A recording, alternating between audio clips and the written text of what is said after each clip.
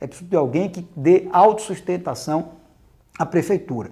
E é claro que quando o prefeito for bom, vai ser natural que ele seja recebido pelo governador e pelo presidente da República, ou pela presidente, no caso da Dilma, tá certo? Para quê? Para construir as parcerias, porque não adianta, a cidade tem que ter projeto, a cidade tem que saber onde buscar o recurso, o prefeito tem que ter articulação para ir a Brasília, conhecer os ministérios, né? Saber em que porta bater, ir lá fora, buscar fontes de financiamento externa, articular a administração pública com parcerias na iniciativa privada que ampliem a quantidade de investimentos na cidade.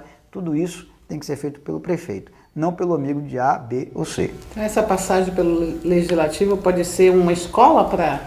Eu acho que esses 3 mandatos meus de deputado federal representam uma verdadeira universidade, né? Não só de como conhecer a política, mas também de saber de como buscar, né, os apoios que a cidade ou o Estado precisa. Hoje eu conheço tudo em Brasília, eu conheço todos os ministérios, conheço os principais programas do governo federal, sei onde tem dinheiro, sei onde não tem, sei como é que está a execução orçamentária e financeira de cada uma das principais ações que acontecem no país.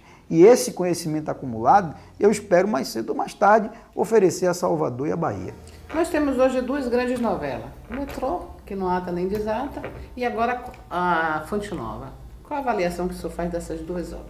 A Fonte Nova vai sair, porque é uma obra privada, né? Há uma discussão séria sobre a participação do governo e o quanto as empresas vão ganhar com essa obra, e eu acho que precisa haver mais transparência para que cada centavo de dinheiro público que for empregado na obra do estádio, né, seja fiscalizado, controlado e a população tenha conhecimento de quanto vai custar e de qual é esse formato, essa equação econômico-financeira que o governo montou. Mas a Fonte Nova vai sair, não vai ser uma novela, né, porque ela não depende de ação direta do poder público.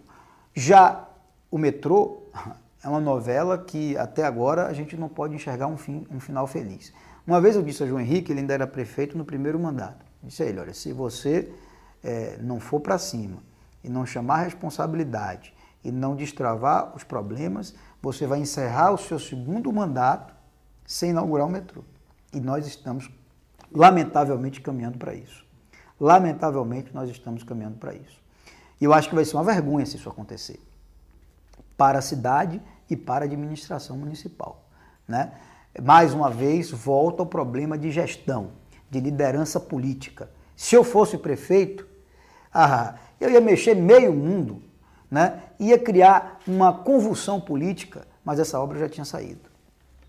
Mas o senhor acha que Salvador está preparado para essa Copa? Para a Copa do Mundo? A Copa do Mundo não pode ser um evento de 30 dias. Se ela for um evento de 30 dias, que começa no dia do primeiro jogo e acaba no dia do último jogo, não adiantou em nada o Brasil ter sediado a Copa e Salvador ter feito, por exemplo, investimentos altos para ser uma das subsedes da Copa do Mundo.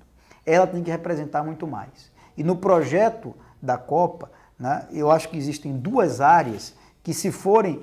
O estádio é o de menos, repito, eu acho que o estádio é o que tem menor importância na Copa do Mundo.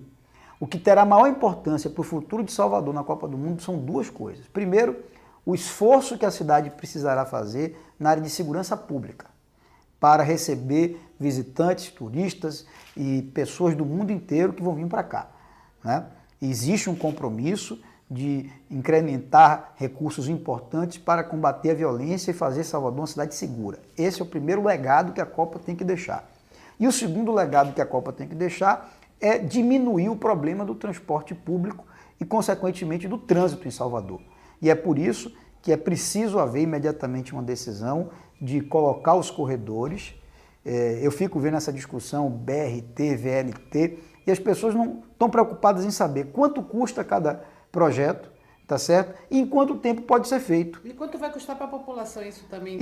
Exatamente, e quanto isso repercute para a população, né? Então, tem que haver uma integração do sistema de transporte da cidade com esse novo modal que for construído, né? Que não pode ser apenas da paralela, não pode ser apenas... A paralela é uma etapa, representa menos de 50% do total desse novo momento de corredores rodoviários que precisa acontecer, a integração com o sistema atual e depois com o metrô.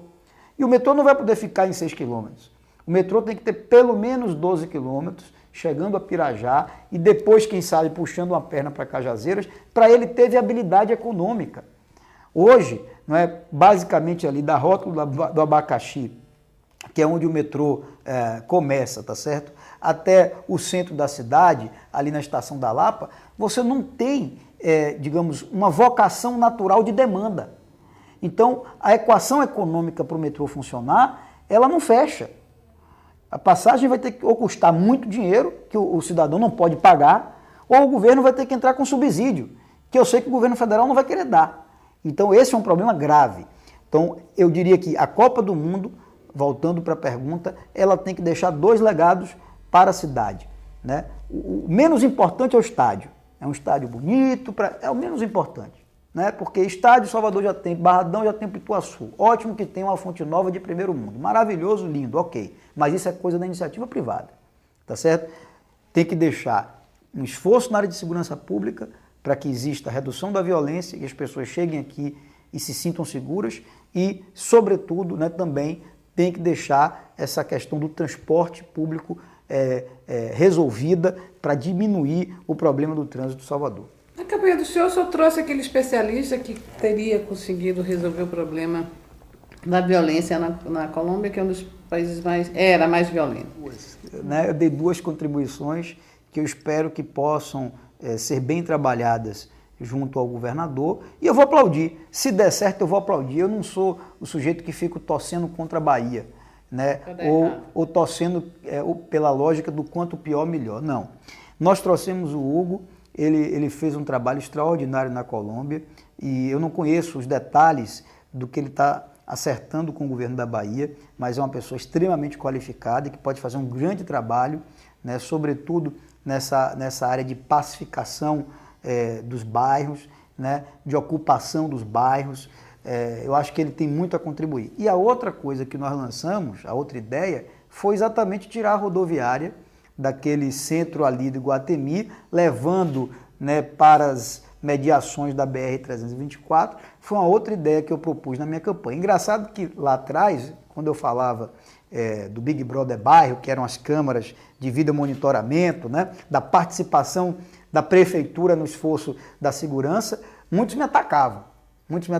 Não, isso aí é projeto que não existe, é fantasioso, etc.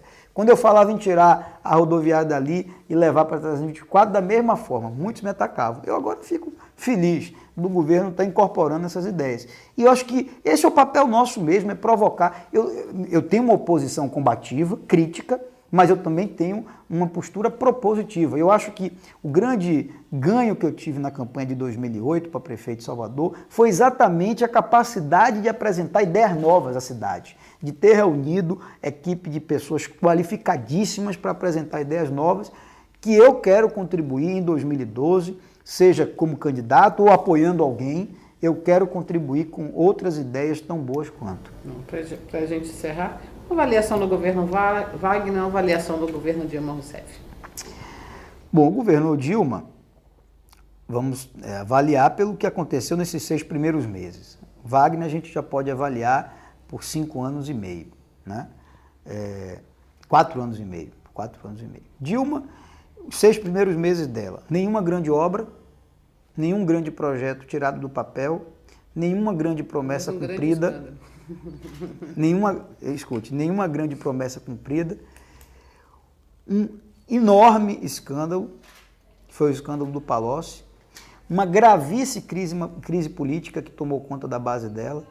Veja que em 6 meses caíram os 2 ministros da cozinha da presidente. O ministro-chefe da Casa Civil e o ministro da Articulação Política. Os 2 caíram em 6 meses. Então, eu acho que esses 6 primeiros meses foram muito negativos para o governo Dilma, né? Se lá atrás você me pedisse para fazer uma projeção desse início de governo, eu não seria tão fatalista, tá certo? Eu não conseguiria apostar nas previsões mais otimistas para a oposição e pessimistas para o governo, que fosse acontecer tanta coisa e tanto problema no seio do governo. Com relação a Wagner, eu acho que Wagner é mais do mesmo. Esses 6 primeiros meses do segundo período dele de governo, portanto aí já 4 anos e meio, é mais do mesmo, né? Então você não tem também nenhum grande projeto, não tem nenhuma grande ação do governo, tudo é ainda muito propaganda, muito discurso, muito blá blá blá e pouca realização. Eu acho que o governador Wagner pecou no primeiro mandato dele por não ter tido foco em algumas coisas e ter procurado tirar essas coisas do papel. E ter assistido passivamente investimentos irem para Pernambuco, obras federais irem para Pernambuco, projetos privados irem para Pernambuco. E isso continua acontecendo. A Bahia está gradativamente perdendo o seu poder competitivo, tá certo? Nós éramos a 6ª economia do Brasil, passamos a ser a 7ª, porque fomos ultrapassados por Santa Catarina e corremos o sério risco de, agora em 2011 para 2012, passarmos a ser a 8ª, perdendo para o Distrito Federal. Agora, não pode, o Distrito Federal todo, que é do tamanho, é menor que Salvador, todo o Distrito Federal é menor que Salvador. Não pode ter uma economia mais forte do que a Bahia, que é um estado, tá certo, com a 4ª maior população do país. Então eu acho que o governador continua muito devagar nas suas ações, o governo não tem brilho, não tem vibração, não tem grandes projetos que possa apresentar e perde, na minha opinião, perde tempo com coisas que podem não acontecer, como por exemplo a ponte, tá certo, para Itaparica, né? Um projeto que deve ser discutido, mas não pode ser a prioridade do governador, porque a chance dele encerrar o governo dele sem concluir esse projeto é enorme, né? Então, essa é a avaliação que eu faço, a avaliação negativa do governo.